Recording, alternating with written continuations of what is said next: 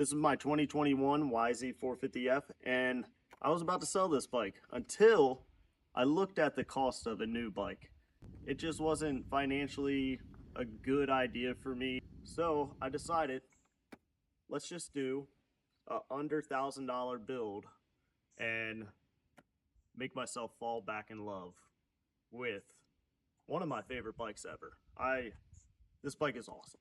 We just need to revive some things on this bike and add some aesthetics to it to make me love it even more than a new bike. So let's go ahead and show you what we have down below. And a complete color change. Usually I've always ran black bikes, so I decided let's do a white bike, some air filters. I could feel the last time I rode it, maybe a little bit of clutch slippage over here, so we went with the Pro X clutch. We're trying to stay pretty budget friendly. And then right here, one of my favorite things, a Yoshimura exhaust. I got this RS4 on a crazy deal from Yoshimura. They just had an awesome online discount for a weekend sale. And of course, chain and sprocket, and what a lot of guys forget to change out: swing arm bearings and your linkage bearings down here. So I got the suspension done, I greased everything up, the bearings were kind of on their last leg. I was like, well, I'm gonna sell the bike anyways. But now we're gonna go ahead and throw fresh ones in. So now it's time.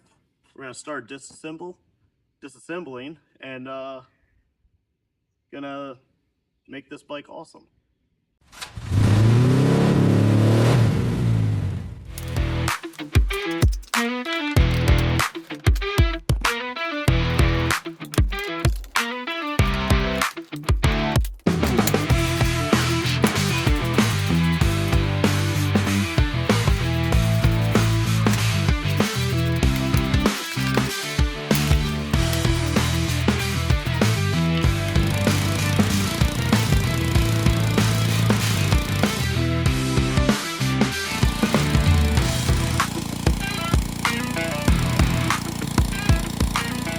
Okay, we got the bike all cleaned up. I went ahead and threw the rear fender on and an air filter in, so that way now we could get the Yoshimura slip-on exhaust on.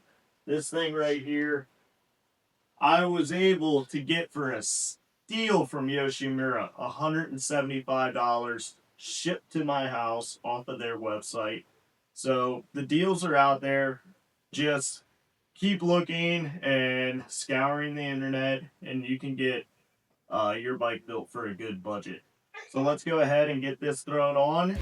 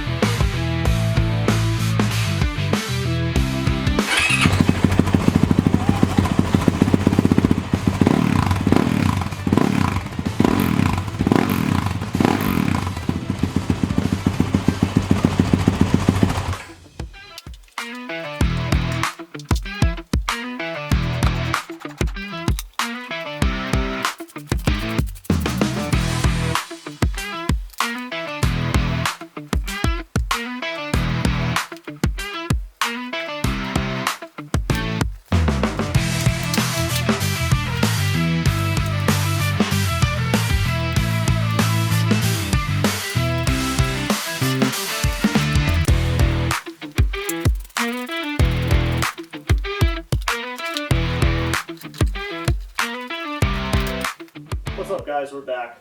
We got the plastics and the exhaust installed. The plastics are installed about 90% because we were waiting on our graphics to come in. We got a awesome set just now from Evolution Graphics, but I'm holding off till the end to show you guys the reveal of that. Now we're going to move on to the swing arm portion and the linkage bearings. We got a nice kit here from Tuss. They're very affordable and they come with everything that makes the job very easily. And we got an install tool, and we're going to show you guys how to use that. We're going to go in a little bit more in depth on these things because it can be a little scary and new to you guys. The plastics in the exhaust is a pretty simple install. We just kind of showed you some snippets, but I'm going to show you kind of what tools I got. Most of the tools are just simple tools I get from Harbor Freight for a good price. Nothing too special, just this install tool from Tusk. You can get one for Motion Pro as well. The Tusk one was just a little bit more affordable. Same thing, and yeah, we're gonna get everything pretty much wrapped up really quick, and at the end we will do a sprocket install. I'm going to show you a little trick I have for that, and let's get to it.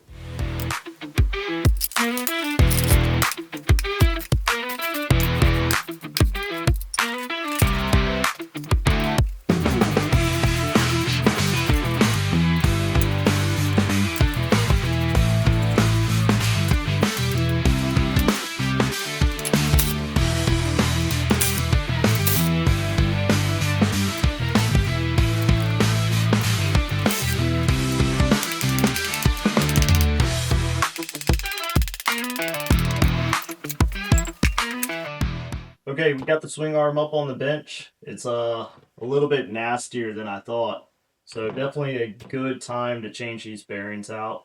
I'm going to go over some of the tooling, the way I kind of lay things out. So this is just from Harbor Freight. This is a bearing and race installer. Part number there. And then also from Harbor Freight, which we'll be using to get most of this out. You may have to go over to the press, but this is just a slide hammer kit. These lock in on the bearing. You can pop them out. So that, and then we may use some sockets here and there to kind of line up. I know a lot of guys don't have a press to kind of show the simple way of doing things. And then, of course, like we spoke earlier, our installation tool. So here I lined up just left, right, forward, aft. And this is as if you're going to be sitting on the bike. And I like to just go ahead and pop everything off.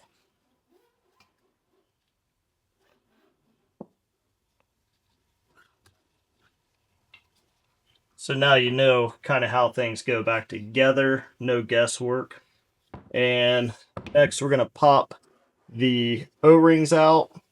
And then we're going to take that slide hammer tool, pop this first bearing out, and then we'll take a socket and beat the next bearing out.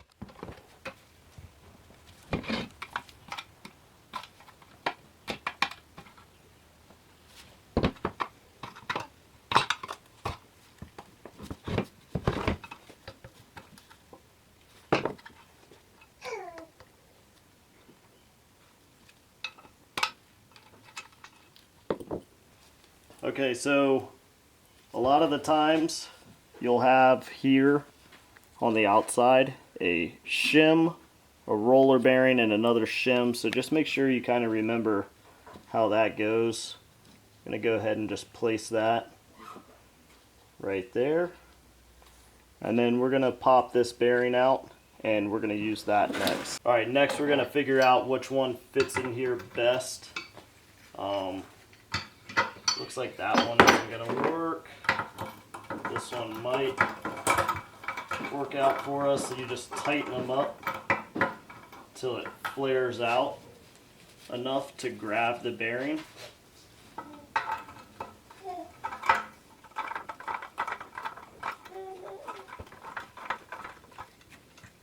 There you go.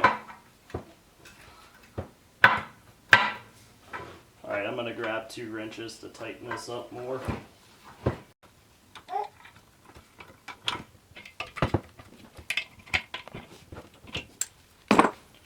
Okay, you got that nice and snug in there. Then we'll lock this down. You want to thread this all the way down because you don't want to rip 2 threads out. Then I take this down to my foam mat.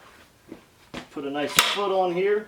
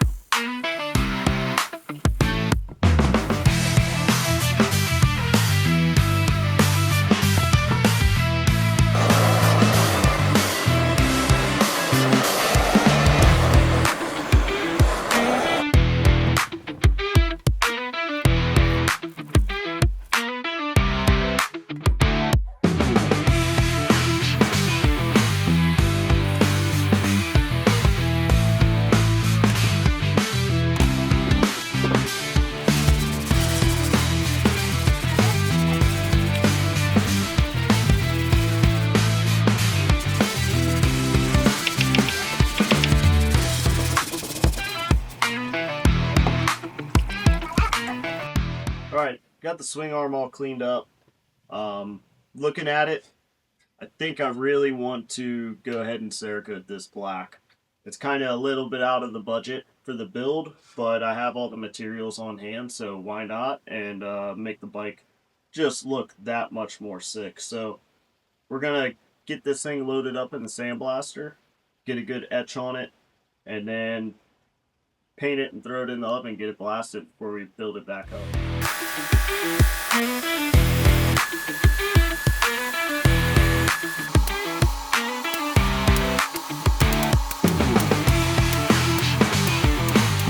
Alright, we got the shop filled with fumes now. Went ahead and painted these swing arm carbon black. It's an F series Cerakote, so you only need to cure it at 15 minutes at 250 degrees, which is awesome. It saves a lot on the electric bill and time. We went ahead and put about 2-3 coats on this thing, so let's get it in the oven now.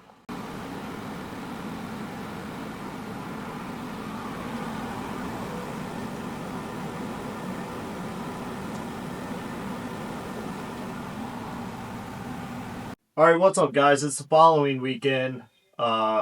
Took a little bit longer to Cerakote the swing arm and get everything prepped. And I was waiting on some parts.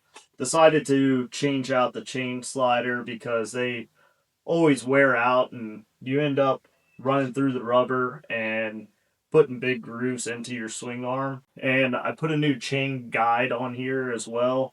This whole setup cost me only about $45, so we're still within our $1,000 budget. Now, as you can see, the one side of the swing arm pivot bearing is in. I left the other side bare to show you guys how to do that install. So let's get over here to the tooling. So this is the Tusk tooling here. So these are different dies, and you will pretty much slide your bearing onto it. And that one's loose fitting. That one's a little snugger.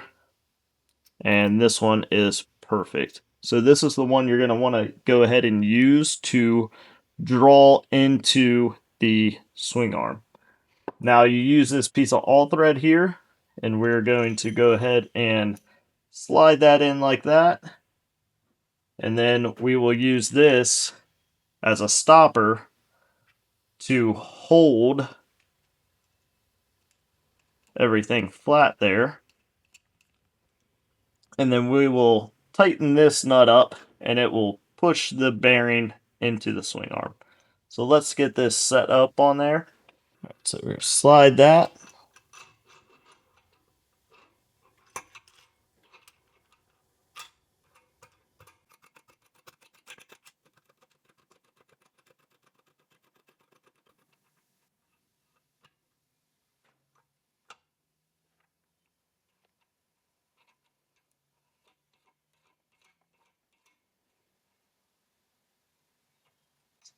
All right, we're going to snug it up and get it to where the bearing is sitting pretty even. And then we will take 2 3/4 ratcheting wrenches, fit it up in there, and we'll have to figure out which one is going which way. All right, now we'll start drawing it in. We're going to hold this arm straight against it, and then just slowly start drawing that bearing in.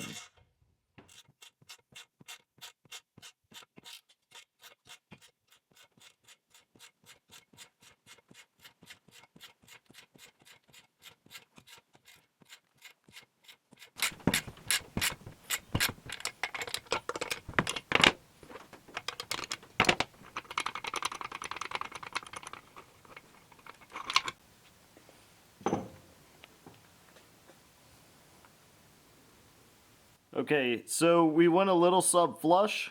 You're going to want to draw this bearing in a little more sub-flush to allow room for this O-ring to sit in there, or seal. So we have to draw it in a little bit more. May have to do it a couple times to get it perfect. But take your time because you don't want to go too far in and have to push it out the other way a little bit.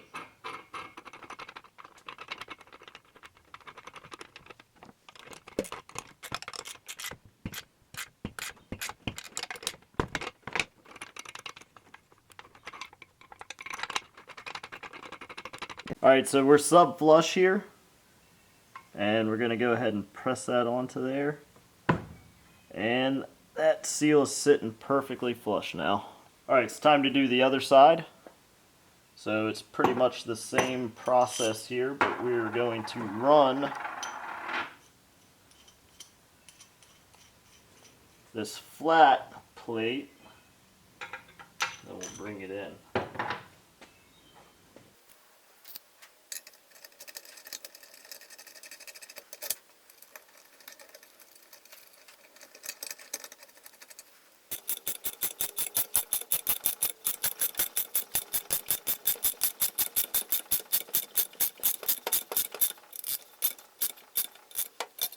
Okay, now's a good time to shoot some grease in here before we get over to that stack up.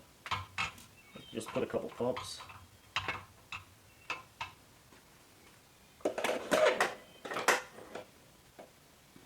Then just work it into that bearing. I know there's special tools for this. It's just the way I've always done it.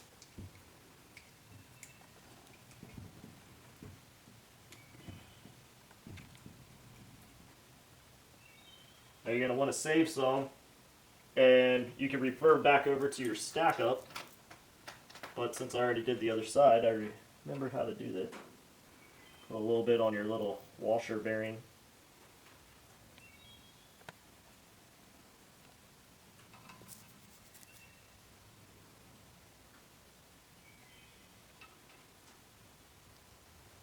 And rag.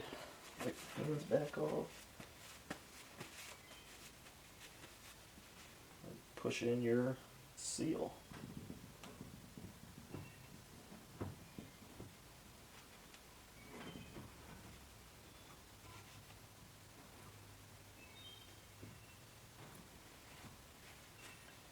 And the final little spacer. That's all done. Forgot the little spacer that goes in between, so we're going to go ahead and push that in. That kind of pop that back out. There we go. Now it's time to get it on the bike.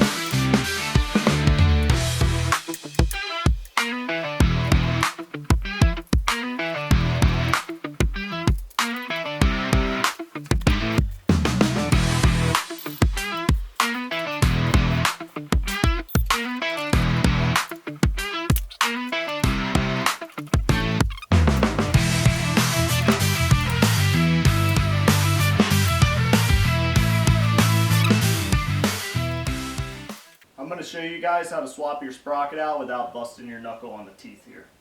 What I like to do is take the wrench underneath and hit it with a hammer. That'll break it loose, and then you can take your ratchet here and loosen it up.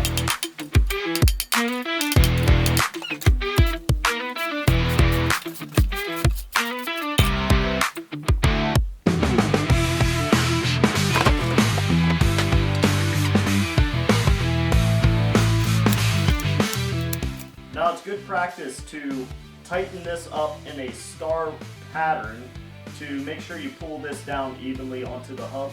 So we're going to go ahead and snug these up, and then I like to finish off tapping it with the hammer a little bit, just tighten it up a little bit more.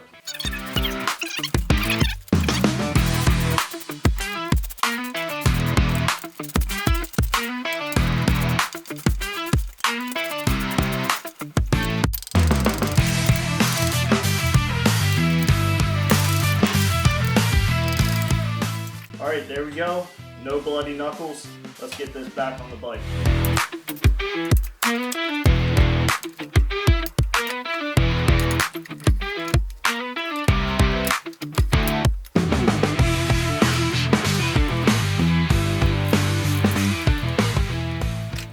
Alright, we got the swing arm on, all the linkage is torqued, ready to go, the rear wheel is on. Now it's time to tackle the front sprocket and the chain. This is all Tusk, Rocky Mountain ATV branded stuff. It's their brand. It's very affordable and it's keeping us under that $1,000 build to, you know, have more money to be able to pay for track fees and fuel and everything else that comes with riding. So let's get this stuff on and then we're going to move on to the graphics.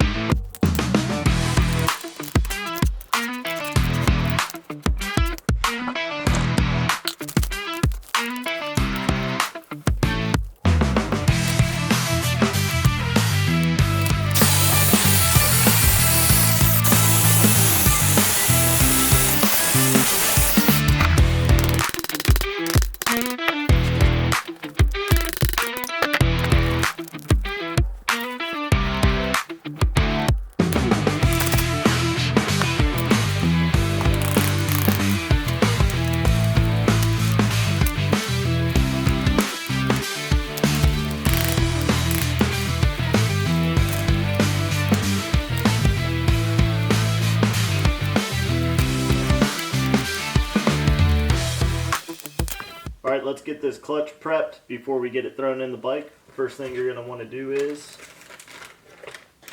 take your fibers and get them soaking in some oil. Cut a jug here just to get them fitted in there. Hopefully it's big enough. They just fit. Now we take your favorite flavor of oil that you're going to run in the bike.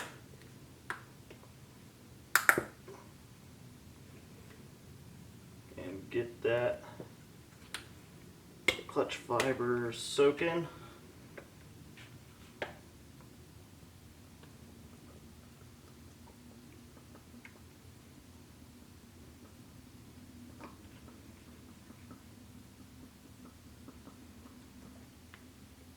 Now you want to make sure that this is completely clean because we're going to reuse this oil and put it in the bike. It's perfectly good oil. You want to let this soak and marinate for about 20 to 30 minutes before we put them in the bike. And let's move on over to the bike.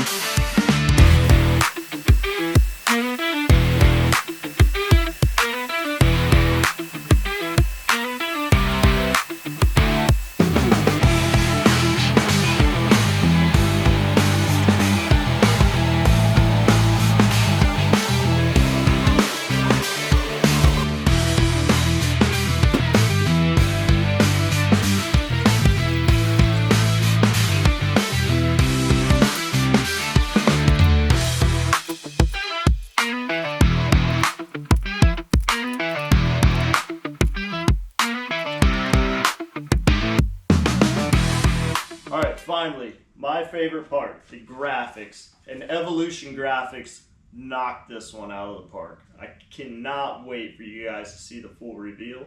But let's go ahead and go into time lapse and get these things put on.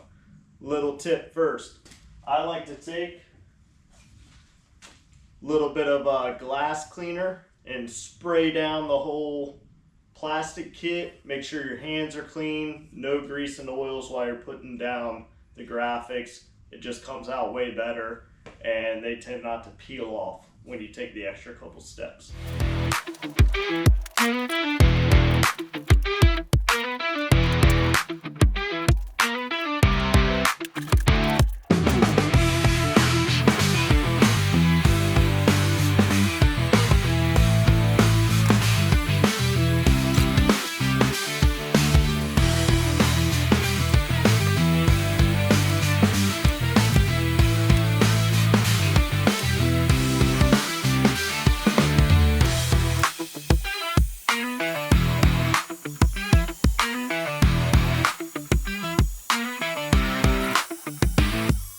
Alright guys, that's a wrap. The bike came out amazing. I am in love with these graphics. It's just completely different than what you would see normally on a motocross bike.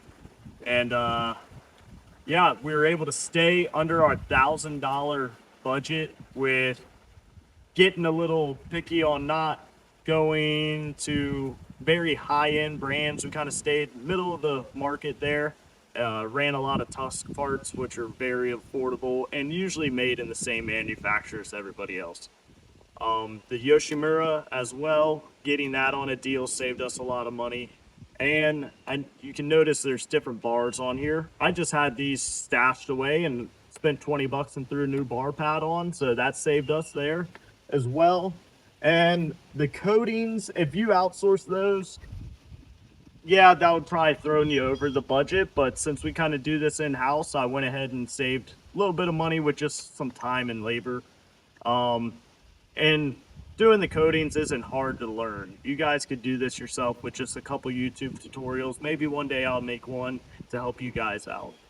But yeah, I can't wait to ride this bike. I think we're going to take it out tomorrow, do some good laps on it, break everything in, and thanks for watching.